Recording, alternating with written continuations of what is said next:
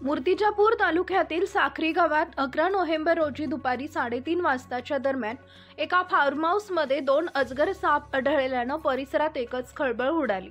स्थानिक नागरिकांनी तात्काळ सर्पमित्र मुन्ना श्रीवास यांना माहिती दिली।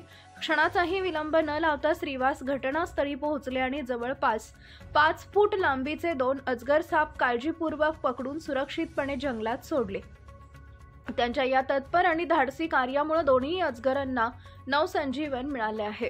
सर्पमित्र मुन्ना श्रीवास हे गरीब कुटुंबातील असून त्यांच्याकडे स्वतःची वाहन सुविधा नसतानाही ते निस्वार्थपणे आणि निशुल्क सेवा देतात। गावागावातील सर्प पकडून त्यांना वन क्षेत्रात सोडण्याचं काम ते गेली अनेक वर्ष स्वतःच्या जबाबदारीवर आणि समाज भावनेतून करत आहेत।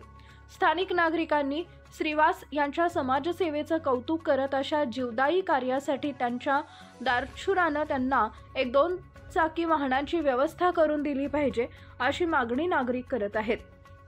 त्यांच्या या निस्वार्थ सेवेमुळे सर्प संवर्धनाबाबत जनजागृती होत असून माणूस आणि निसर्ग यांच्यातील नातं अधिक घट्ट होत आहे।